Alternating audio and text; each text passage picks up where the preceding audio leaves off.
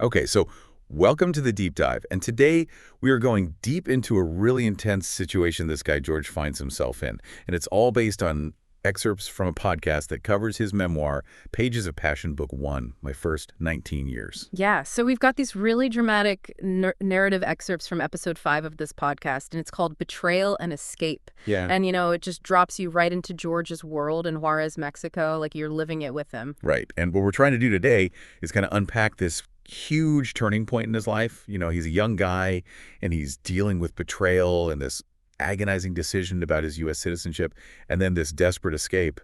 It's a lot. It really is, and we're going to trace those key relationships and all the twists and turns that force him to make this life-altering choice. Exactly. So, from the last time we covered George's story, he had that 30-day ultimatum from the FBI. Right. Either go back to the U.S. or give up your citizenship when you turn 18. Talk about pressure.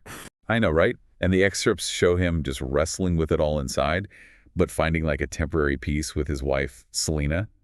Yeah, in the middle of it all. Totally. And he ends up going to see Selena's Uncle Pancho at his body shop, maybe looking for a break from all the stress or just something to take his mind off things for a little while. Yeah, and Pancho knows about the FBI visit because, small town gossip, and he's working on painting this old Chevy when George gets there. And you get this glimpse into Pancho's life. He's got problems of his own, like a marriage that's falling apart, and he feels like his wife's let herself go, and he's drinking to cope.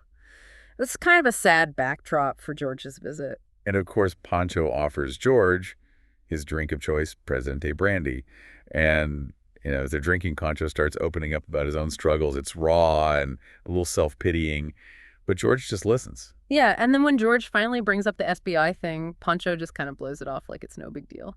And he tells George to just renounce his citizenship, saying he can cross back over the border later without any problems. Right, and his reasoning is so interesting because he's basically saying, why would you even want to go back? You've got Selena, and if you get tired of Juarez, you've got all of Mexico to explore. But the excerpts make it clear that George really misses home Los Angeles, his family, and he knows Pancho just doesn't get it because their lives are so different. Exactly. They just have completely different perspectives, and instead of dwelling on that, they just shift back to talking about the car and even end up working together, rigging up this water hose system to control the dust in Pancho's spray booth. It's a nice little moment of connection between them, a break from all the tension. But that connection, fueled by brandy, takes a turn. The work turns into some serious drinking, and the next thing George knows, he's waking up back at El Kino with a killer hangover and no memory of how he got there. And Selena's laughing because Pancho had to carry him home over his shoulder, weaving all over the place. Oh, man. And apparently George even tried to water the garden, which turned out to be their bathroom classic drunken shenanigans.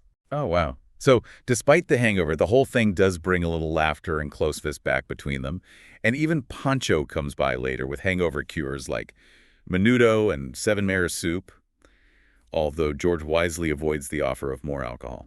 Smart move. So life goes on at El Kino. The ice cream parlor's busy, but it's also a constant reminder of George's situation because Selena's still making her weekly supply, runs to El Paso, and he still can't go with her. Yeah, it's like this constant shadow hanging over him. Right, and then things take a dramatic turn one day when Selena's supposed to be on one of these shopping trips and her younger sister Luna shows up at El Kino. And Luna's usually this fun-loving jokester type, but this time she's visibly upset. Yeah, it's like something seriously wrong, and she pulls George aside and says she needs to talk to him alone. You can just feel the tension building. And in the back bedroom, Luna finally breaks down and tells George the truth. She's obviously torn between loyalty to her sister and concern for George, especially with the FBI deadline coming up. It's a tough spot for her to be in, and it ends up changing George's life forever. And she drops this bomb on him that Selena's cheating on him with her old boyfriend Sergio. It's just brutal considering everything else George is going through. Yeah, and Luna says she loves her sister, but knowing about the FBI and seeing this going on, she felt she had to tell him. And George's reaction is total shock, disbelief, anger. He even feels physically sick. It's like, how could Selena do this after everything? And Luna explains that it started months ago with these accidental lunches with Sergio when Selena went to El Paso. But it gets worse. Those lunches turned into secret meetings at the Rialto Hotel, which was their old spot from before Selena left Juarez. Luna even says she confronted Selena, telling her to choose, but Selena just blew her off. And then Luna tells George that she warned Selena if she went to El Paso alone that day, Luna would tell George everything. It's like Selena didn't believe her own sister would actually do it. Right, and George asks Luna straight up, did Selena tell you they were having sex? And Luna confirms that Selena confided in her about it, just like she used to share those details about her relationship with the George. That's gotta hurt so bad, and it's like all these little things suddenly make sense. Selena's hesitation about marriage, her history with Sergio George must feel like such a fool. Totally betrayed. And in the aftermath, George offers Luna a drink. They're just sitting on the bed. The air is thick with pain and this unspoken tension. And Luna, maybe looking for comfort or reading the situation wrong, makes some suggestive comments. Which George gently shuts down. He's too messed up for any of that. And they start talking about Luna's past nuding. George asks her about this contrast between her reputation for crude humor and how she seemed so innocent in that moment. And then completely exhausted, they both fall asleep, talking, still fully clothed, just totally vulnerable. And then things get even more crazy. Because they wake up to Selena standing in the doorway. She just got back from El Paso and sees them asleep on the bed together. And she is furious, like a mix of shock, horror, and rage. It's intense. And Luna, realizing what Selena's thinking, blurts out, "Don't worry, I couldn't get him to fuck me." It's like this desperate attempt to explain, but it backfires. Because Selena just explodes. Fucking tramp, just like your mother. It's so vicious and really exposes some deep family issues. And then the sisters start fighting. George is caught in the middle, trying to remind Selena of their love, their plans for the future, but it's no use. Selena is done. She looks at him with this ice-cold fury and says, "After this, we can never make it. We're finished, George. It's over." And she walks out, leaving George in shock. And then Luna reveals this huge secret to George. She tells him that Selena's parents aren't actually her parents.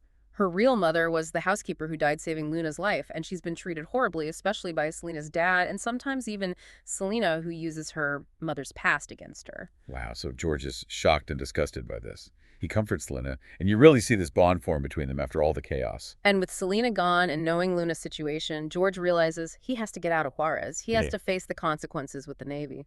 So they talk about the risks of going back to the U.S. He'll almost definitely go to jail for being AWOL.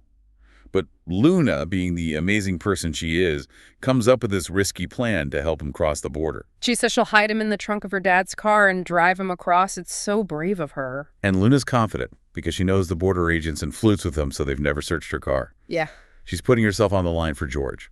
So that night, George packs his stuff and crawls into this cramped, hot, foul-smelling trunk. Can you imagine? And the drive is just pure anxiety. Every bump, every stop near the border must have been agonizing for George. But they make it after what feels like forever. The trunk opens and they're behind a gas station in El Paso, Texas. They did it. George changes out of his sweaty clothes, and you can just feel the relief. He hugs Luna, thanking her for everything, and then in this moment of shared danger and emotion, they have this passionate encounter in the car. It's like this release after everything they've been through. But then there's another problem. The only train to California goes to Los Angeles, not San Diego where George needs to be. So he buys a ticket to L.A., and they say this tearful goodbye at the station.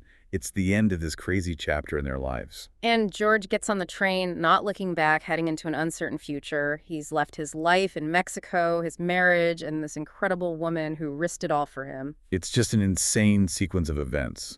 The pressure from the FBI, the betrayal by Selena, the fight, and then this desperate escape thanks to Luna. And remember, George is back in the U.S., but his problems aren't over. He's in the wrong city, still AWOL, and he still owes Thelma that $3,500. So next time on the Deep Dive, we're going to follow George on that train ride to L.A., and we'll see what he faces when he gets back and how he ends up in the California Youth Authority system. It's the culmination of his first 19 years. It really is. And as you think about George's story, consider the choices he made and the crazy consequences of both betrayal and loyalty. What would you do if you were in his shoes facing legal trouble and emotional turmoil in a foreign country? It's a lot to think about. It really is.